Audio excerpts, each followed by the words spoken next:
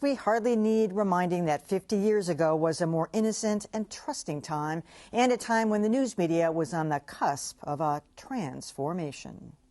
President of the United States routinely traveled in open limousines. And who can forget these images from his speech to tens of thousands of Berliners, standing there unprotected. Ich bin ein Berliner. TV was just a generation old. Newspapers still ruled, and everyone was tethered to a hardline phone. And now here is a report from Ron Cochran. Thank you very much, Don. I have just returned from lunch where I was called and informed of the tragedy involving President Kennedy. The wires, most notably the AP and UPI, were the predominant news-gathering services. There were no portable uplinks, no cell phones, no Twitter, no way to immediately break into a broadcast with live pictures. And I gave it a great deal of thought, Grandpa. Here is a bulletin from CBS News.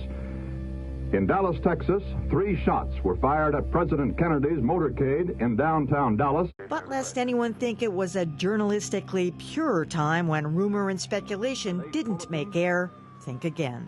Representative Albert Thomas, the Democrat from Houston, Texas, says that he has been informed that President Kennedy and Governor Connolly of Texas are still alive.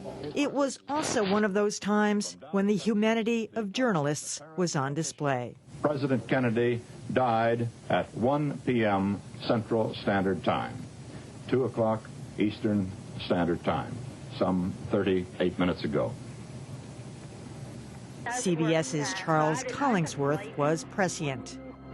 All over the world, people are going to remember all their lives what they were doing when they first heard that President Kennedy had been killed. And that's the way it is. You know, it was really kind of creepy today because a number of networks, ABC, CBS, and I think CNN, were also tweeting in real time the events of 50 years ago today, sort of following that along and thinking that is how we would hear about it today. But I was also fascinated to see the many, many examples of putting rumor in just hearsay and, you know, slapping people on the telephone. Very much the kinds of things that we've done a lot of hand-wringing over here in recent years regarding the marathon bombing, September 11th, and other things. It happened then, too, but it was cleaner in a way because it was sort of like one source. It wasn't so thousands and thousands of sources and tweets and this and that all getting a whole bunch of stuff. It was just one guy getting it wrong. But it happened then, too.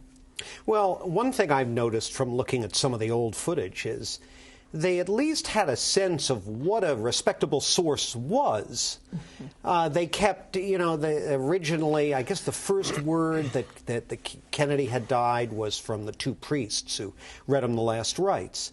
And reporters knew about this. It shows up on the air, and they're like, well, but this is not an official confirmation. Even the UPI, the famous UPI bulletin, President Kennedy is dead, they were hesitant until they got the official confirmation. That seems to have gone by the boards nowadays. I mean, can you imagine if this had, in fact, I don't even want to even think about an assassination of a prominent leader or, God forbid, our president. But can you imagine what it would be like now? I mean, Twitter would explode, and our media culture, in its insatiable desire to be first, I don't think would be even as discriminating as these men and women were back then. And as you point out, they weren't all that discriminating. No, they weren't. And, you know, I think that for kind of a rough draft of where we would be at today, I think that you only have to look at the attempted assassination of President Reagan in 1981 because, you know, we didn't have Twitter, we didn't have social media, we didn't have all the 24-hour cable news channels. But by that point, we did have a culture of going live and just kind of letting it play out. And I'm sure that, I mean, all of us are old enough to remember Frank Reynolds getting very angry when he had been given incorrect information about James Brady, Reagan's press secretary, Jim Brady. They actually reported that he died, and he hadn't. And so I think that what we would get it right. I think what we would see today is that times 100. You know, one of a lot of this Kennedy retrospective coverage, I have to say, seemed like a bit much, and a lot of it I didn't follow. And yet, it seems like there's something that comes out that moves everybody. And what really moved me today was very impressed with the Boston Globe putting that 4-page wraparound of the coverage that they did at the time. And for some reason, that one really connected with me and brought it home. So good on them.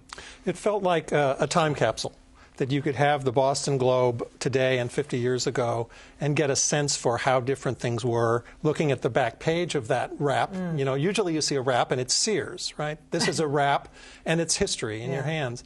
The back page was an extra edition, which was very rare. I guess they did they did that at 9/11. That came to me as perhaps being the most educational comparison we could make, is what happened with 9/11 and how the film footage was already there immediately for people to work with as they tried to understand what was happening. Imagine, though, if we'd had 50 years ago 1,000 Zapruder films available immediately, which is maybe one way to think about this, that what the Zapruder film did for everyone to understand things about that, the assassination, they would have all been available from people's iPhones and BlackBerries. What struck me when you're talking about people getting information is that they were citing where the information came from, whether it was wrong or early, you know, premature.